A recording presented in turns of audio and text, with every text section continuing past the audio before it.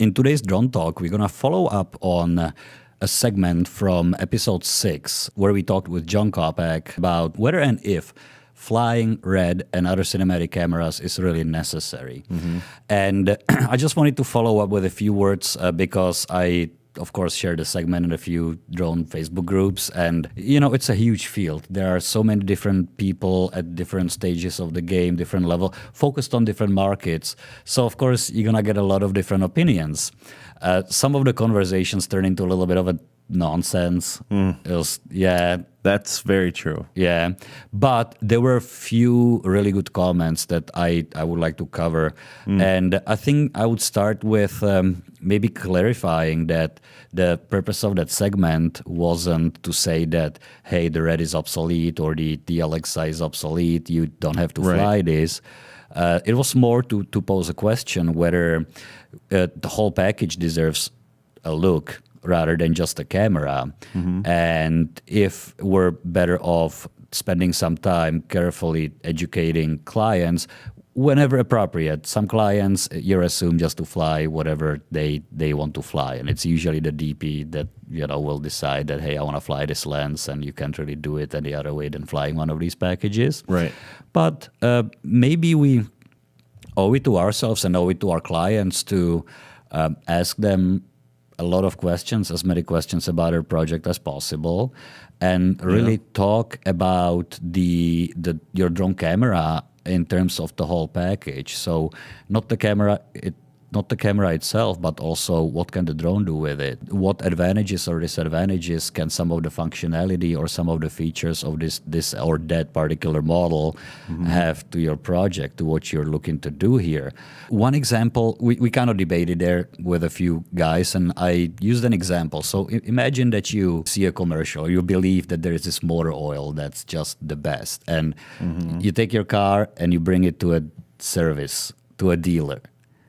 And you ask them to do an oil change, but you want them to use this specific oil because you know it's the best. The service manager may know that, okay, it's a really good oil, but for your particular car, for your particular situation, it may make the motor perform poorly or even fail. Right.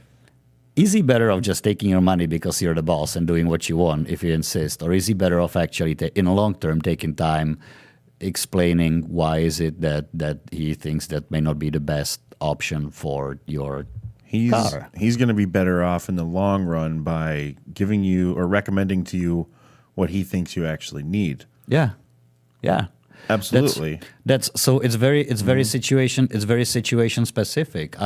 We've had requests where people were asking to fly RED, like near people, over people, really in like a close situations, and I see people do that, and that's a whole different skill. We've had projects where you're chasing airplanes, the flying boat project. You're waiting. You have to hang the drone over water for 10 minutes waiting for this airplane to come in and land. It's not an exact science. Those things are, slow. But then your camera battery's dead. Yeah. The large frames don't last. So maybe a project like this, I definitely would rather have an Inspire. Yeah. Inspire 2. Absolutely. The X5S or the X7, because you can go faster. So it is really project specific. And I just wanted to clarify that we didn't mean that the X7 is making all these packages obsolete and people who spend money on all these expensive cameras are, threw the money away. It didn't. They're not gonna go away. They're not going anywhere. No, not at all. People will still be flying them. I do think I am a believer in talking to the client and finding a way to talk to them, because you know what, sometimes it's a very uncomfortable conversation. You don't want to sound like you're trying to school them about what's best for their project.